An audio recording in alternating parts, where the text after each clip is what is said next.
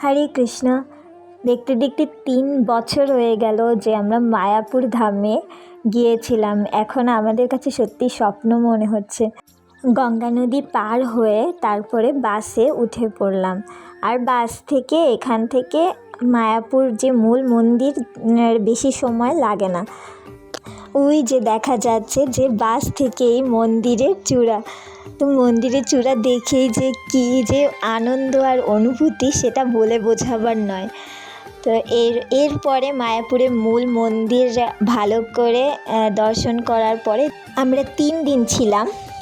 তারপরেই রাজাপুর মন্দিরে যাব, ভগবানকে দর্শন করব। শ্রী শ্রী জগন্নাথ বলদেব সুভদ্রা মহারানীকে দর্শন করার উদ্দেশ্যে আমরা একটা অটো রিজার্ভ করে তারপরে রওনা দিয়েছিলাম। আর তারপর রাজাপুর মন্দিরে দর্শন করার পরে আসার সময় এই মন্দিরগুলো ভালো করে দর্শন করেছিলাম। এরপরে আমরা চলে আসলাম মায়াপুর ধামে মন্দিরে। এই পর্যন্তই আজকে একটা ছোট্ট ভিডিও তোমাদের সাথে শেয়ার করলাম।